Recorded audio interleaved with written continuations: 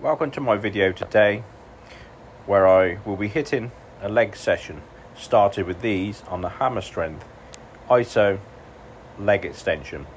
Superb machine for isolating the quads, where it will actually pick up your weaker leg. Most of us have a weaker side, so this is very good for optimizing that area and improving the weaker leg. As everybody who knows me is aware, I do basically a HIIT session where I gradually warm up set by set and do one set to failure, which we are watching now. Then we move to the hammer strength ISO leg curl for the hamstrings. Again, I do these single legs, optimizing the weaker leg, which is in fact my right leg. Even though I am right-handed, seems to always lag behind the left on strength. So this is an excellent machine for improving that area. I've only had the machine probably about 4 weeks, but I've used them before and they're excellent for equaling out your weaker side. As you can see, there goes my left side, and even though you can't see by the video, it's a little bit easier for me.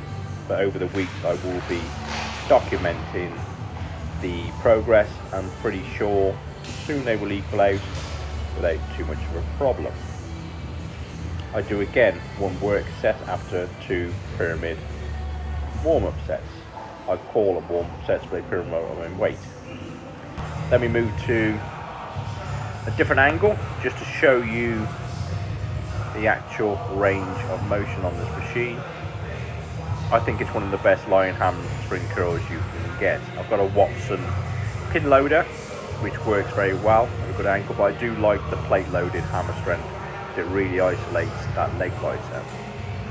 When I've done my working set on there, I will move to a quad orientated exercise. Today I'm alternating, by the way, quads and hamstrings just for something different, and I quite often mix up my routine.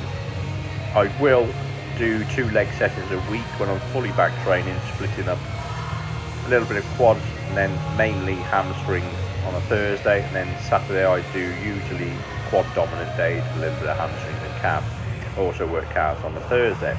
But this week I've condensed it all into one session, hence today's workout.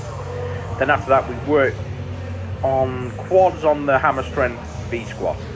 I don't go super heavy on this because I've got a suspected hernia in the lower area of my abdominals. I've been awaiting surgery possibly or consultation for over 1.5 years, but it seems to have got better. So I did go up to I think it was 3.5 plates a side, which isn't super heavy. I used to do 5 or 6 plates a side, but it was enough to get the stimulation in the quads. Again, 1 or 2 warm-up sets, nice rep range from 10 to 12. Then I'll do a work set. I will come down to 6 or 8 reps, simply because that seems to work for me when I'm on a strength curve trying to increase my strength. I think this machine is excellent, and I got this in specifically for me. A little bit of a different angle there to show the depth. You can get nice and deep on that. At the bottom you're engaging hamstrings and glutes and powering up from the lower position. As you can see, it's very effective for depth, and because I can't really free weight squat very much, or very well I'd say lately, because over the years of wear and tear my lower back does give me trouble, so I have to keep it supported. So that's a good option. We then move to the hammer strength plate loaded leg curl. I do like hammer strength equipment, as you can probably tell by now, and this is one of my favourite hamstrings. Superb machine for developing the hamstring and getting a full range of motion. Again, start off not super light, but enough to do 12 reps, 12 to 15 to get them nice and warm. Creep up the weight. As you can see, it's going up there. I think I got 3 plates a side. Then the final work set, I'm doing 320s plus a 5 a side for 6 to 8 reps. Again, over the weeks this will progress and my weight will go up significantly, but I'd never really sacrifice weight for form because I do bodybuilding and not powerlifting. Also, note that in my mid-50s I'm no longer really pushing for weight, even though I do like to stimulate the muscle with as heavy as I can, but not without sacrificing form like some of us used to, mention no names, myself. In my 20s and early 30s, it was all about weight, but now it's more intelligent training. The good old leg press. Now, I'm pretty well known for leg pressing heavy and good reps. I can usually go up to 12 to 14 plates a side, but today, after all that, I decided to do 6 plates a side and do 20 rep sets just to get the burn. I could have went heavier and possibly done a little bit more rep range, but it basically is hit and miss sometimes with the hernia, if it is a hernia. So today I kept it 6 plates aside and 20 reps. Again, I did pyramid weight and then did 2 sets on that, which are my work sets. After that, here we go on the Watson Lion leg curl machine. Superb range of motion on this series 1, which is the first edition. I've always loved it. Super heavy stack, which I don't need to stack out, but with the range of motion and contraction at the top, I get a superb feeling on my hamstrings to glute tie-in. As you can see on the video there, it's a very effective machine.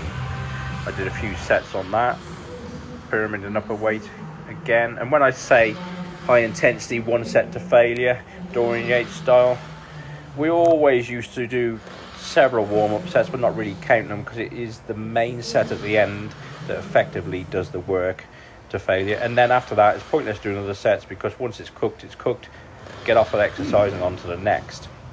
So that's basically how I've trained for 30 something years. I've changed my routine a few times, but basic fundamental of high intensity training stands. I am officially one of Dorian Yates' DY master coaches, so I stand by the methods.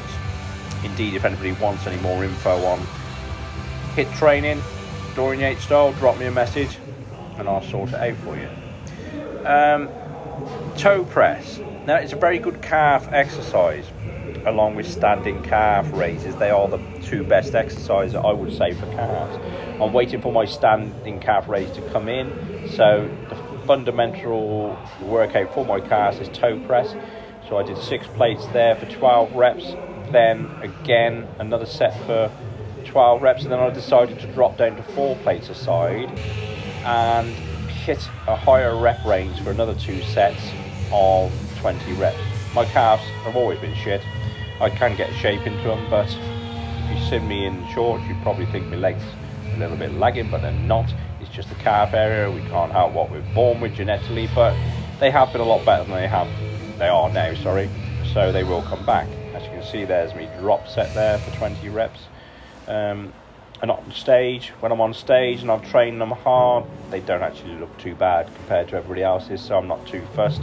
At 55, I'm not pushing to gain massive size, I'm just gaining consistency throughout the workouts and showing up for myself, basically staying in the best shape I can for a mid-50s guy. Again, if you're in your 50s or even late 40s or above and looking for some info on training routines, then drop me a message. Final exercise, I do love walking lunges. They are very effective for hamstrings, quads, and I really feel it burning the glutes. If you notice, I've got a nice long stance on that, and I do pause and drop to the bottom of the movement, which I feel engages the muscles a lot better.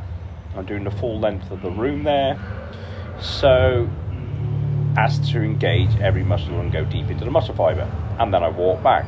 So 2 or 3 sets of those, and if you've done properly, your quads, glutes and hams will be cooked. And basically that is my leg workout for today.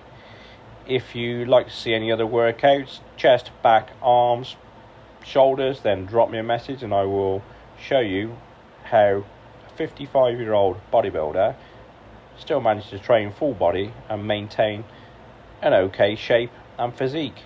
It's never too late to start, and never give up. We adapt around injuries and aches and pains, and we push forward.